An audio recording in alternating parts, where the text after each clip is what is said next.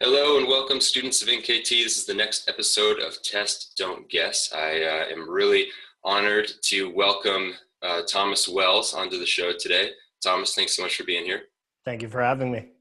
Thomas is a body worker up in Santa Rosa, and he owns his own business up there called The Body Mechanic. He is also an instructor of NKT. Thomas, I just want to start off by asking you, where did you start in NKT? What was the timeline of learning for you in NKT?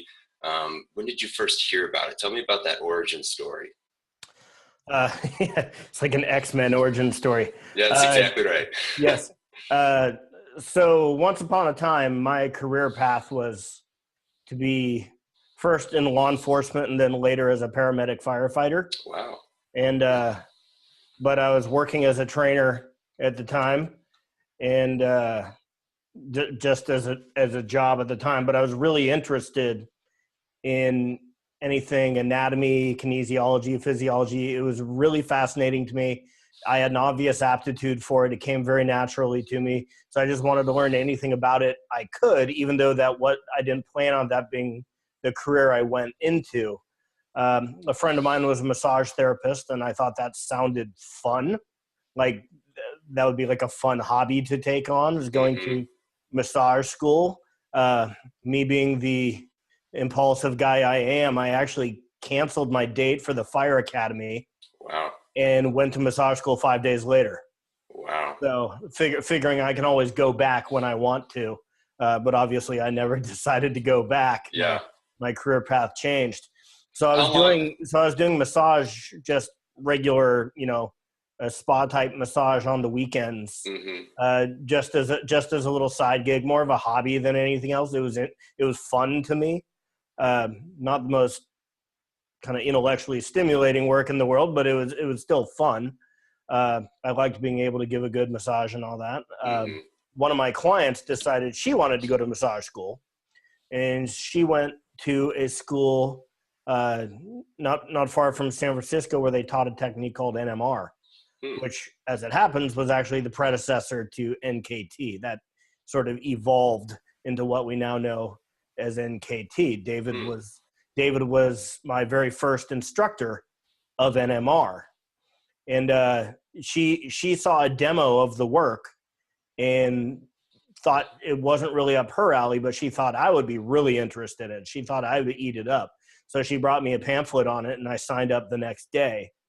And as I said, David was my first instructor of it. At the time, it was a fairly long course, a few months long. And I had 4 instructors. He was my first one.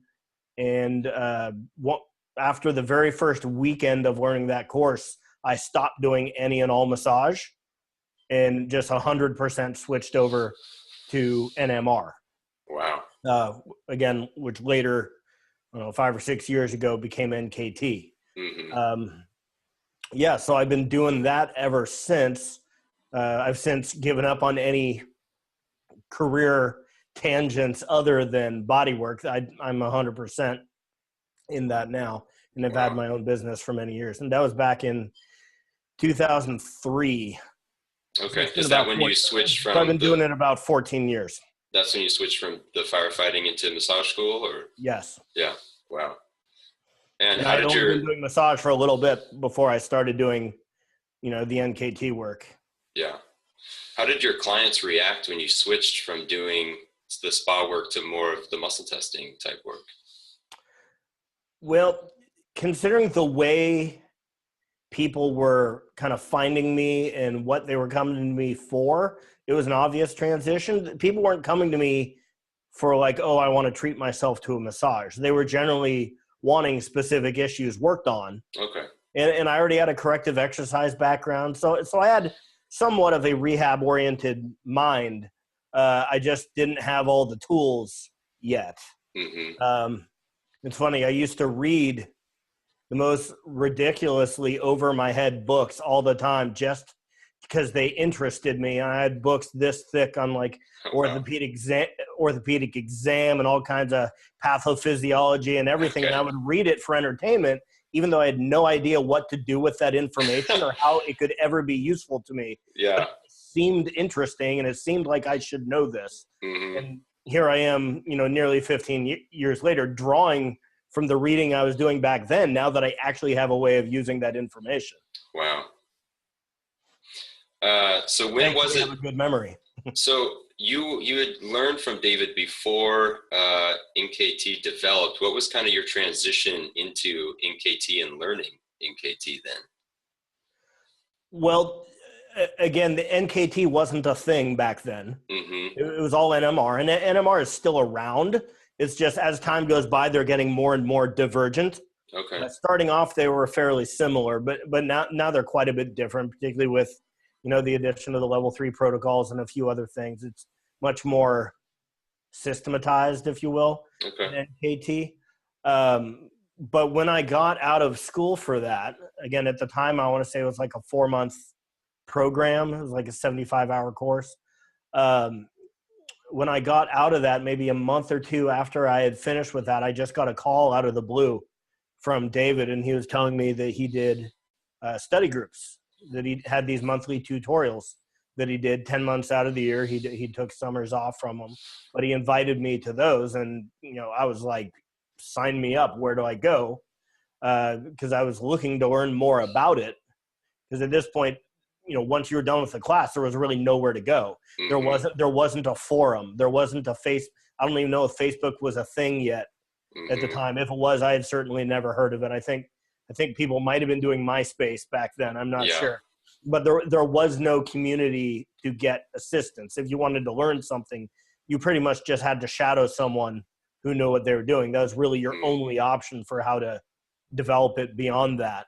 But then he told me about this tutorial he had going, and I showed up. And back in the day, it was initially in Nevada, which is about half an hour from me, but then moved to Richmond, which is over an hour away from me. So I traveled pretty far to go to these things.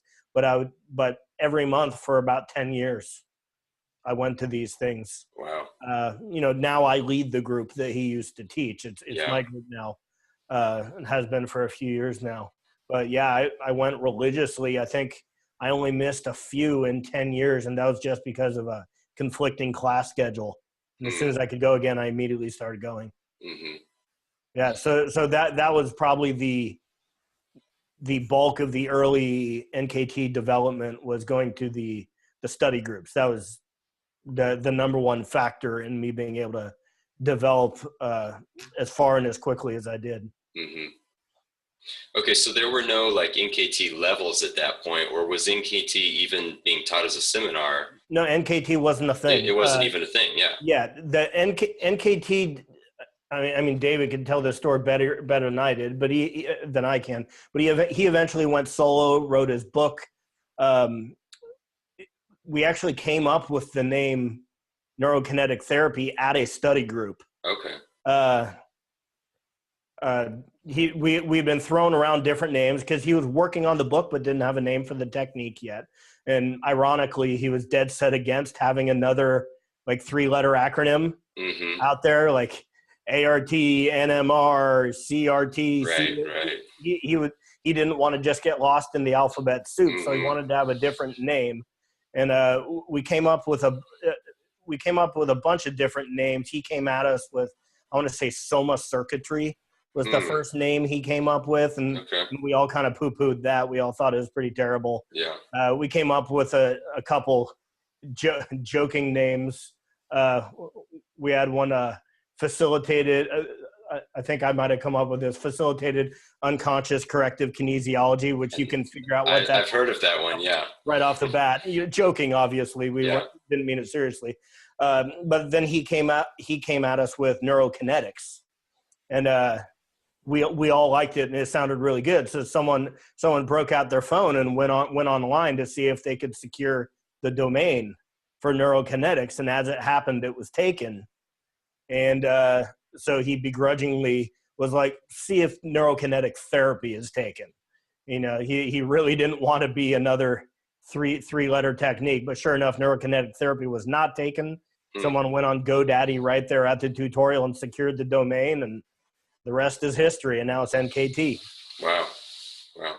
So what did your practice look like, I mean, when you first started, before you ever got into this muscle testing, and How does it look now in comparison, now that you are so established in NKT and now you even teach the study group that you learned? Hardly a month goes by where my work doesn't undergo some sort of kind of fundamental shift based on new information, based on my own research that I do, based on training that I do. So things change really rapidly for me. And as I think they should, because research changes rapidly, our understanding of the body changes rapidly. So I'm not one to just kind of plant my flag and just keep doing the same thing regardless. Like I want to change with the times, and I want to be current, and I want to have whatever the latest, greatest thing is. If something comes along that's better than what I'm doing, I will scrap what I'm doing overnight and start doing that. I have no loyalty to my own technique. I want to do whatever works best. Yeah. And as it happens with neural work, NKT is one of those things that works better than most things. So yeah. So I've never given up NKT as part of my toolkit. Yeah, that's great. When did you feel like you, and maybe I almost think I know what you're going to say to this, but at what point did you think, okay, I think I have grasped a hold of this NKT concept and this muscle testing? I mean, obviously you had an advantage over most students who are learning NKT, that you had an established learning foundation from David and other muscle testing techniques. But at what point did you say, okay, I think I understand what I'm doing with this, and you felt really confident with it? Was there like a point when you kind of thought that in your mind? Or yeah, I mean, well, I'll have to say that with NMR, because by NKT I was already like 9 years deep into this. That was long since established. But for the sake of the question, with NMR, I'd say I'd been doing it for probably 3 years before I felt pretty comfortable. Before I felt really secure in what I was doing. I knew all the tests. I knew all the protocols. I knew how to kind of work my way around most conditions. And obviously I look back on what I knew then compared to what I know now. And like, I don't even know how I got out of bed in the morning knowing only what I knew then. But at the time I felt pretty good about it. Yeah. After a few months of doing it, I felt comfortable doing the work. After a few years of doing it, I felt like I was actually good at it and could consistently get a positive result with people. Probably 3 years. Okay. It probably could have been a faster timeline, if I had more clients early on, because I was still training full time, doing this work on the side. But also if there were more resources available to me. Again, there was no networking. There was no online groups. There was no forum. If I had questions, I would literally just write them down in a little 2x3 notebook that I carried in my pocket. And once I had accrued 2 pages, I think it was two or 3 pages worth of questions, I would just book a session with David, go up to his house and just fire away with all my questions until I felt satisfied. And then lather, rinse, repeat. Once I had another 2 to 3 pages of unanswered questions, I'd make another session. Ended up doing that a handful of times. Combine that with the tutorials and combine that with my own reading and my own studying. I was able to come along pretty quickly. Wow. What were some of like the biggest roadblocks or hurdles that might have kept you from learning, or things that you just were hitting your head against the wall, maybe trying to figure out? Lack of access to resources, educational resources, because there just weren't a lot of high level people around. Even though the area I'm in is, chock-a-block with high level practitioners now. I didn't know who they were. I wasn't established in that community. I didn't know who to go to get my answers. So I would usually just try to figure them out myself, or on rare occasions when I'd get to speak to another practitioner. For the most part, I would just save up until I got to a tutorial or one of those sessions with David where I had 2 or 3 pages of questions ready to go. Yeah. So I certainly could have developed faster had it not been for that. So if I had had the NKT Scholars page, which, my God, I would have eaten that up. They would have kicked me off the page for asking too many questions. Yeah. I would have been blocked. Do you mind sharing what maybe some of those questions were that you would write down in your notebook, or some of the ideas you had that you had to grapple with when learning? Occasionally it was just like a testing protocol, like, what's the proper test for this, that, or the other thing, because I've seen different people do it different ways. Part of it was I'd ask questions like, how do you know when you've done enough in a given session? Like, how do you know when to stop? Because I had had a few sessions over the years where I had just obviously done too much. That the work I'd done was good, but there was too much of it. And as a result, there's an adverse outcome. So I'd ask questions like how to gauge when a person had had enough. I'm just trying to think back. This is a long time ago. Questions like, if you find muscle X shutting off, 1, 2, 3, 4, 5, 6, 7 different muscles, how do you decide which ones to give for homework? So prioritizing homework. So I never had too much trouble figuring out how to give homework, like how to, again, I had a corrective exercise background. So that was a very comfortable territory for me, but how to gel that with the protocol and with the system is like how many exercises to do, which groups to target based on what I had found. Those were common ones. Occasionally it would be how to work with like specific conditions, because that's one thing where you just need experience. That's probably the single most useful thing I got from David over the years, was just his personal experience in dealing with specific things. And you just can't fast track that. You either got to do it, put the time in, or you got to learn it from someone who's done it and put the time in. Like I can't fast track that experience. So that was always really helpful for me, because he had kind of a mini protocol in mind for darn near every condition. Yeah. Oh, I look for this, make sure they're taking some of that and using this and doing this stretch. And he had everything fairly well mapped out. So it was helpful learning from that. But then obviously tweaking it based on my own findings, etc. Right. As a teacher of NKT, and you do the study group up there, what are some really big mistakes or roadblocks that you might see students make just over and over, or that you feel like you have to constantly explain to people that are just hard for people to understand? What are some of those? Well, a lot of the mistakes I see repeated the most frequently are muscle testing based mistakes, which is why when David finally gave me the go-ahead to put together a master's class and asked me what I wanted to teach, like what topic I wanted to make a master's class for, muscle testing was the very first one. Muscle testing and palpation, as it happens. But I would just see so much poor technique in muscle testing. And the problem is, in NKT, we're not just using muscle testing as part of the correction, like the whole motor learning element, but you're also using it diagnostically. And if you're basing your protocol on the outcome of these tests, but you can't trust the outcome of the tests because you're doing the wrong test, you're doing it poorly, or whatever you're doing that isn't quite right, then you're basically basing your entire system off bogus information. So of course you're going to get spotty results and inconsistent findings that don't even really fit the protocol. You're like, wait, that shouldn't happen anymore. That should be strong. Why was that weak? That should be weak. Why was that strong? Well, maybe it wasn't. Maybe your test was bad. So that's the most consistently lacking area I see, is just people having solid, clean muscle testing.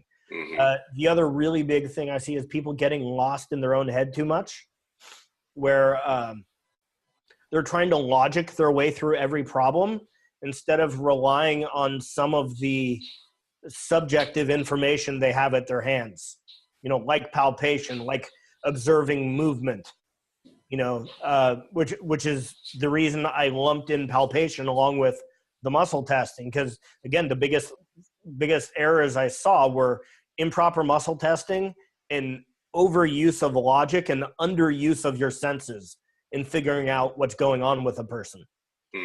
So it's really easy to come up with a justification for why this muscle being weak would cause pain over here. But the question is that what's actually going on with the person? Yes, you can explain it and it makes sense, but is that what's actually going to make them better? Is that what's actually important to that person's nervous system, or does it just make the most sense to you? I wanted to stop imposing my answers on their body's problems and actually just see what their body was telling me, because the answers are right there in front of you. You can feel what the problem areas are. You know, with a minimum of palpation training, you can find those spots very easily, and you'll know what's important by touching it. You don't have to think of a justification for why it's important. It doesn't have to be, oh, I read in this book or in this class how this relationship exists. Who cares? The body doesn't attend those classes or read those books. Right. You know, but you can just put your hands on and see exactly what's happening. So basically to figure out what I think is lacking the most, all you have to do is look at the class I'm teaching. Yeah. And there you have it. Yeah.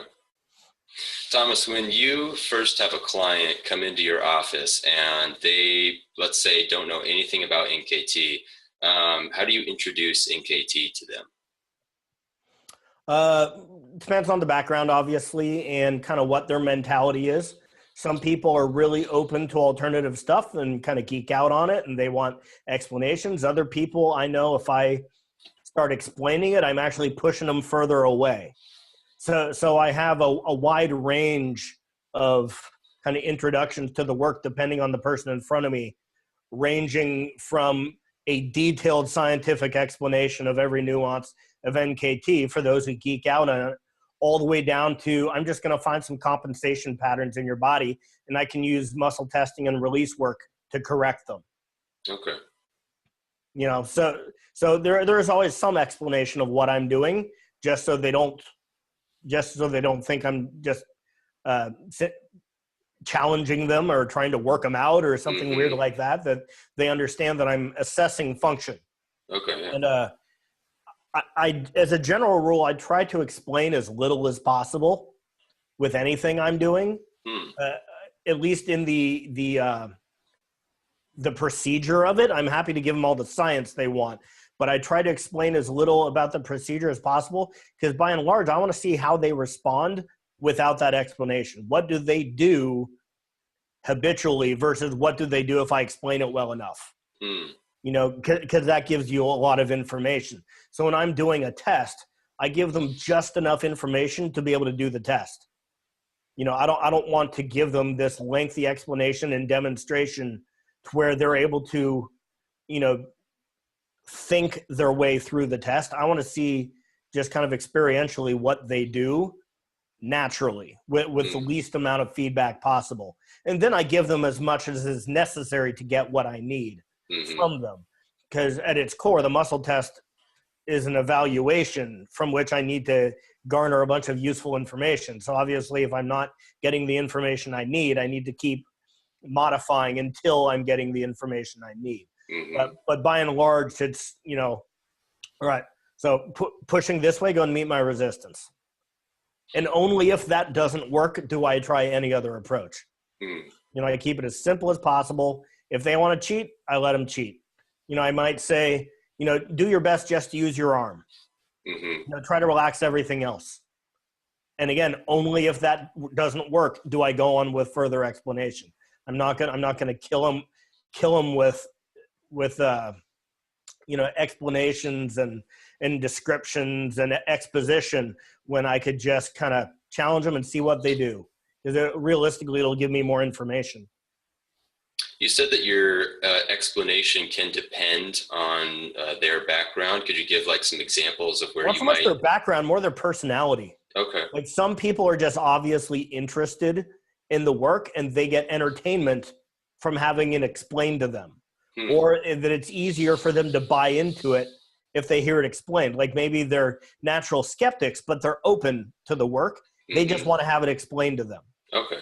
You know, so part of it is just me gauging that based on the initial kind of interview I have with them before I ever lay hands on them. And part of it will come from feedback they give me during. So I've had people ask, a lot of people will say, just for the record, feel free to explain what you're doing as much as you want to. You won't lose me. You know, so I'm like, cool, we're about to geek out. Brace yourself. You know, I can go as hard and heavy as they want when it comes to the science. So. Do you have a set list of prerequisites for people when they come into your office before they see you? I want you to do these things, or fill, you know, aside from, you know, I'm sure you have some generic paperwork that maybe you have to fill out, but other, you know, wear these certain clothes, or don't do these exercises, or any kind of prerequisites like that before? Well, as far as paperwork, I don't have them fill out any paperwork in advance. The reason being, I know how people are filling out paperwork when I ask for medical information. They generally exclude far more than they include. So really, being that I'm going to have to go over it line by line to make sure I'm getting what I need anyways. So I don't bother having them fill it out first. I go over it with them so I can ask all the appropriate follow-up questions to make sure the back pain patient doesn't decide their scoliosis isn't relevant to me. You know, oh, did I mention I have a peg leg? You know, I forgot to say that. You know, so people, it's amazing what people tend to leave out. So I don't even bother asking them in advance. So I do that up front. I do tell them to wear kind of workout style clothes. For anyone who does any kind of manual therapy, particularly with kind of direct release work, you know, multiple layers of synthetic fibers are a nightmare. You know, if they're wearing Lycra on Lycra, you know, they might as well be lubricated, which I'm going to have to push so much harder to get any kind of traction, and it's going to hurt me and them just because they're wearing the wrong clothes, or they're wearing denim, you know, which doesn't have any stretch to it. So it's hard to create tissue movement on the release work, because I tend to do, you know, if I'm doing the NKT work, I do some pretty, you know, some pretty solid release work on there for adhesions and fibrotic tissue and all that. And sometimes I have to do some of that kind of standalone separate from NKT, depending on what they've got going on. But I make sure they're wearing appropriate clothes. So the reminder emails that I send out all include that information. So usually people come wearing mostly appropriate clothing. Every now and again, someone inexplicably shows up like wearing a long dress. Or something. I'm like, have you ever been to a bodywork appointment? Right. What made you think a dress was the way to go here? Not going to work. Whatever. Human nature.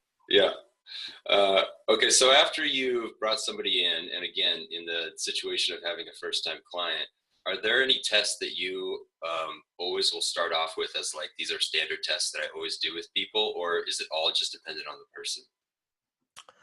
Well, obviously it depends on the person and what they have going on and kind of the vibe I'm getting from them. And I don't mean like it personally, but more like the vibe I'm getting from their body, like what seems to be going on, kind of the energy they're putting out, their posture, the way they're holding themselves, their body language. Oftentimes I can kind of gauge how complicated a case it's going to be based on that. A lot of times I'll be testing people to see how testable they are. Or instead of going right into, oh, they have a shoulder problem, let me test the shoulder, or I see from their posture they need to work here, let me test that QL. Or instead of that, I'm just seeing whether I can even test this person as is, or whether I need to treat some stuff just to be able to treat what they came to me for. You know, those are your people, your really amped up anxiety types where it's really hard to get a failed muscle test. Or on the other end of the spectrum, someone comes in and they're just globally weak, head to toe, maybe because of something they ate or something that happened that day or some chemical in the environment or whatever. And then I have to deal with that. You know, so there's generally some sort of initial testing just to confirm that they're actually testable. Then one thing I like to do is just a brief survey of testing a little bit of everything. You know, test some flexors and extensors in the upper left quarter, flexors and extensors upper right, lower left, lower right, just to see if I can spot any patterns. So I don't really care how those things test. I just care how they all test relative to each other, like as a pattern. Am I noticing, oh, they seem to be weak all on that left side, or they seem to be weak from the waist down, or anything that points to a larger pattern as opposed to 100 individually weak muscles. Maybe there's actually one thing that's going to clear 80 of those 100 muscles. And maybe I can spot that pattern based on the distribution of weak and strong muscles that I'm finding. So I'll generally just take 30 seconds out of my session to do, I call it survey testing, kind of an initial survey of it. And again, I'm not really assessing the individual muscles. That's not part of my treatment. I just want to get a little bit of a big picture first of how the body is in the clear in whatever position I'm testing them in. So I might do that in more than one position. You know, I often start off on the table, but at some point we're definitely going to be doing seated and standing testing also, since most people don't spend their day on your table. They're usually on their feet sitting at a desk, riding in the car, or whatever. So there's a fair amount of positional work in my clinic also. Okay, very helpful.